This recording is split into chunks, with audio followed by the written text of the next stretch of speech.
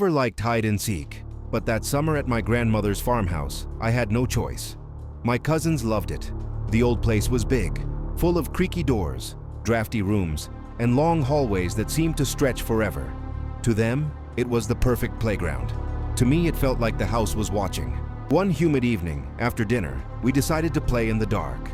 Grandma had gone to bed, and the adults were sitting on the porch. My cousin Lily shouted, "Basement counts too!" Her voice carried a playful challenge. The rest of us groaned. Nobody wanted to hide down there. Still, when it was my turn to count, Lily raced straight for the basement door. I heard it creak as she disappeared into the shadows. I covered my eyes and began to count. When I finished, I started searching. My other cousins weren't too hard to find. Under the dining table, behind curtains, in the laundry room. We laughed, shouted, and tagged each other. But Lily never came back. At first, we thought she was just really good at hiding. Then minutes turned into half an hour. My stomach twisted. Something wasn't right. "We need to check the basement," I said. The air grew heavy as we crept down the narrow wooden steps. The light bulb above flickered, casting a sickly glow over the stone walls. The basement smelled of damp earth and something sharp, like rust. "Lily?" I called, my voice echoing. At first, silence, then giggling. It came from the far corner, behind some old crates. The sound was high-pitched and broken, like someone trying too hard to laugh. Relieved, we rushed toward it, only to freeze. Lily was standing there, perfectly still, her head tilted at an unnatural angle. Her eyes were too wide, glistening in the dim light. She smiled, but it didn't look like her smile. "You found me," she whispered. The word sent a chill straight through me. Something about her voice was wrong.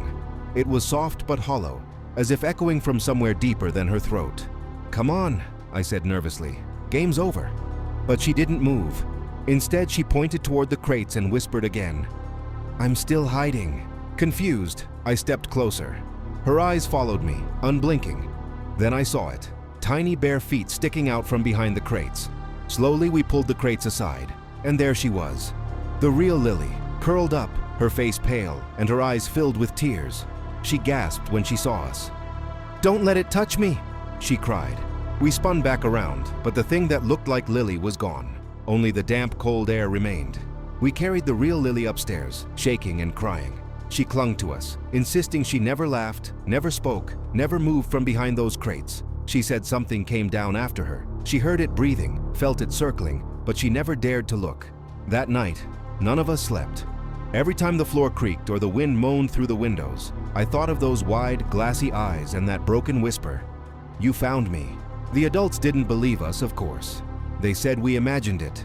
But the next morning, when Grandma went to do laundry, she found wet footprints on the basement steps. Small, bare, and leading back into the dark. We never played hide and seek in that house again. And to this day, whenever I hear children laughing in the dark, I wonder if something is still hiding down there, waiting for the next game to begin. I never believed in campfire stories. Every summer at Ridgewood Camp, the counselors would gather us around the fire, roasting marshmallows and telling spooky tales meant to keep us from wandering too far into the woods at night. But to me, they were just that, stories. Until the night we played hide and seek in the forest. It was past midnight when the idea came up. My bunkmate, Trevor, grinned and said, "Let's play in the woods. No flashlights, just the moon." The others cheered. I wanted to say no, but I didn't want to look like a coward. So against my better judgment, I followed. We slipped past the cabins, past the sleeping counselors, and into the trees. The forest was alive with sounds. Crickets, rustling leaves, the distant hoot of an owl. The moon hung low, spilling pale light through the branches. Shadows twisted on the ground like they were breathing. Trevor volunteered to count. He pressed his hands to a tree and began. 1, 2, 3. The rest of us scattered. I ran deeper than I should have, my sneakers crunching on dry leaves, until I found a tree with thick roots and ducked behind it.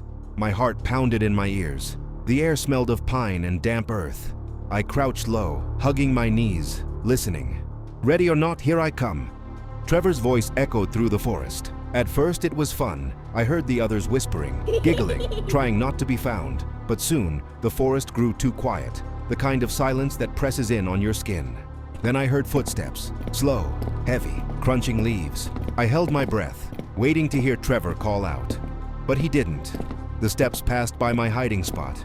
Too long, too uneven to be Trevor's. Something brushed the tree trunk above me. A long scraping sound, like nails dragging against bark. I wanted to look, but my body refused to move. Then I heard it, a laugh. Not from any of my friends. It was high-pitched, broken, almost like a child pretending to laugh. It moved between the trees, circling. Suddenly a scream split the night. It came from Jenna, one of the younger kids. I leapt from my hiding spot, running toward the sound.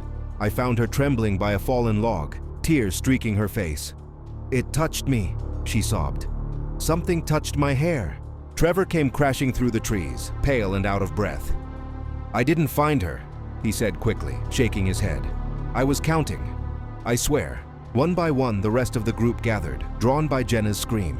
We stood in a circle, shivering in the cold night air. "Maybe it was an animal," someone whispered. But then I saw it. Pressed into the bark of the trees around us were handprints, dozens of them, some small, like a child's, others huge, wider than any human hand should be.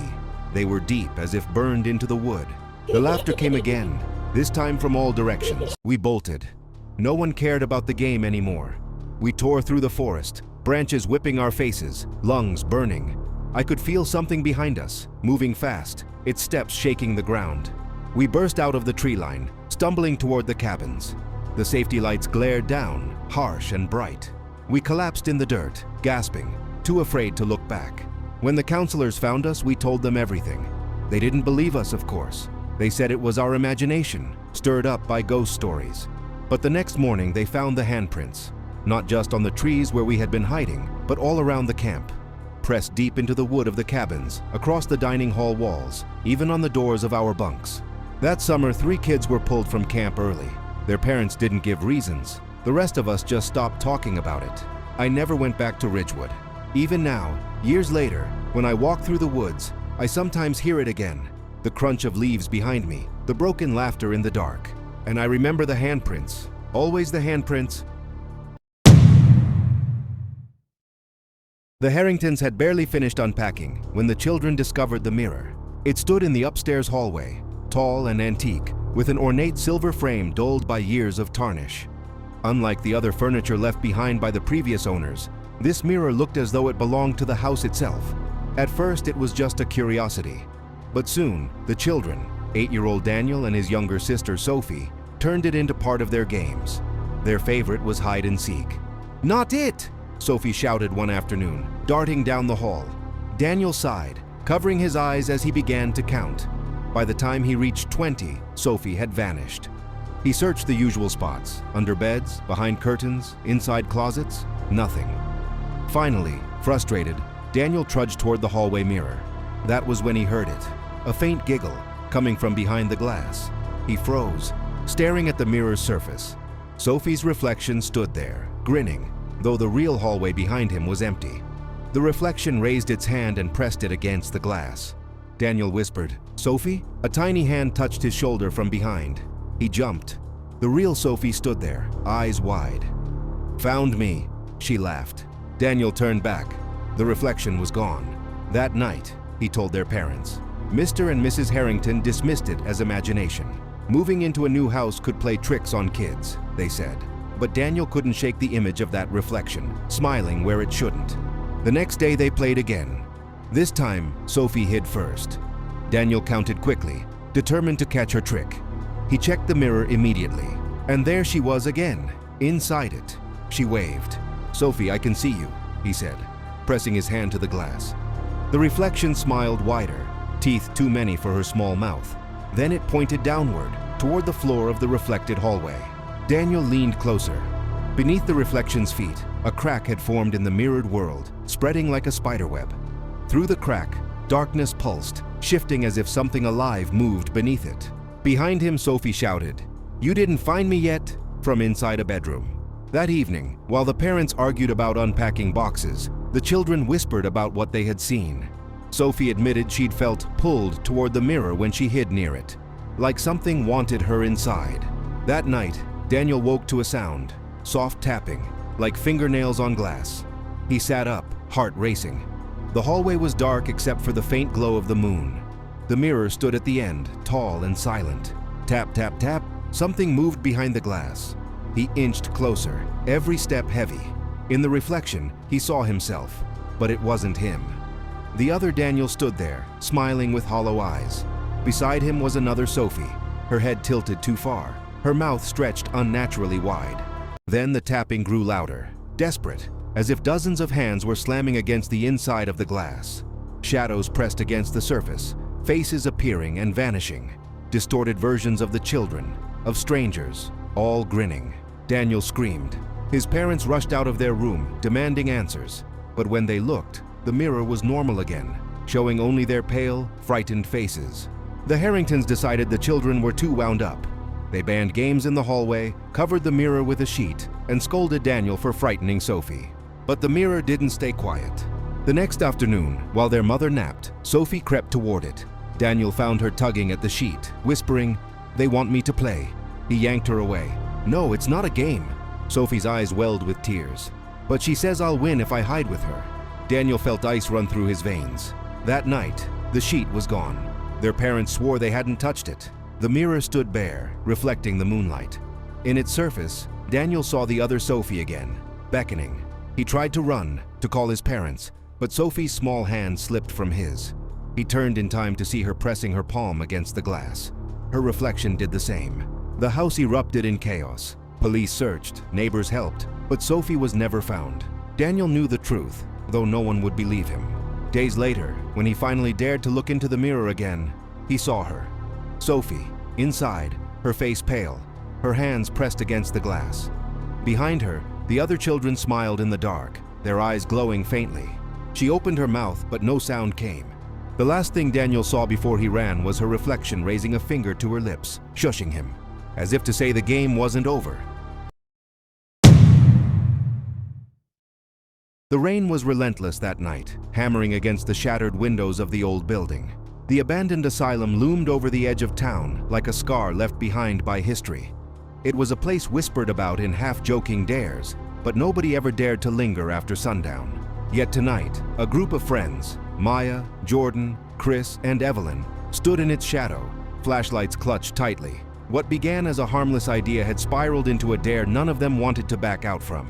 "Hide and seek," Jordan said, his grin wide but shaky. "One round, inside. Winner gets bragging rights forever." Maya shivered but forced a laugh. "Fine, but no cheating. And if someone screams stop, we all stop." They pushed open the rusted doors, the asylum groaning as if it disapproved of their presence. Inside, the air was damp, heavy with mildew, and something faintly metallic. Their footsteps echoed unnaturally, as though the walls were repeating them back. Chris volunteered to be seeker first. He counted to 50 with his face against the wall, his voice bouncing eerily through the corridor. The others scattered, laughter mixing with nervous whispers. Maya darted into a patient room. The peeling paint and broken bed frames made for poor hiding places, but she slipped under the bed anyway, her chest pressing against the dust-caked floor. Jordan climbed a stairwell and ducked into a dark hallway lined with doors. He picked one, slipping inside and closing it as quietly as he could. Evelyn, braver than the rest, ran deeper into the asylum, past a rusted sign that read Ward C. She found a locker room, slid inside a metal cabinet, and shut the door. Chris finished counting. "Ready or not, here I come." His flashlight cut through the blackness as he began to search. Minutes passed. The sound of creaking metal doors echoed, along with the crunch of glass under his sneakers. Then, laughter. A high-pitched giggle, but not from any of his friends. Chris froze. "Maya, Evelyn, Jordan?" Silence. Then the giggle again, closer this time.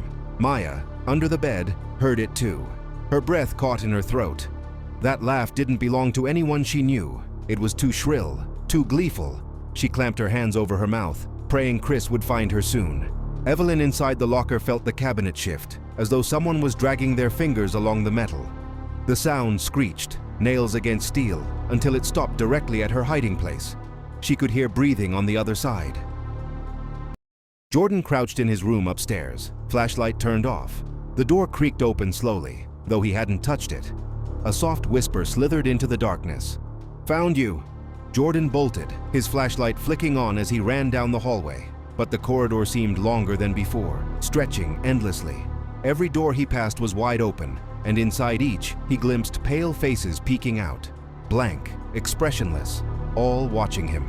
Downstairs, Chris stumbled into the patient ward. His flashlight beam swept across the walls, revealing childlike drawings scrawled in crayon, stick figures, wide circles for eyes, and the words, "Let's play again," repeated over and over. "Maya!" he called, panicked now. From under the bed, Maya saw feet stop in the doorway, bare, filthy, toes curled against the cracked tiles. They weren't Chris's shoes. The figure bent down, and through the shadows she saw its face. Hollow eyes, grin splitting impossibly wide, skin stretched thin like paper. Chris spun toward the sound, running. But as he turned the corner, the corridor seemed to twist. The walls bent, ceiling lowering, as if the asylum itself was folding in. Evelyn burst out of her locker at the same time, shrieking as the cabinet door slammed shut behind her, trapping nothing. She collided with Chris, both tumbling to the floor. Jordan finally made it downstairs, pale and shaking. "We have to go, now!" The four regrouped, sprinting toward the entrance. The asylum groaned violently, lights flickering on despite the power being out for decades. Down the hallways, figures appeared. Dozens of them, children and patients, all pale, all grinning, stepping forward in jerky, unnatural movements. The friends shoved the front doors, but they wouldn't budge.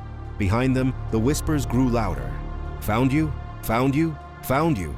With one final desperate push, the doors burst open. The four stumbled into the rain-soaked night, gasping, drenched, and shaking.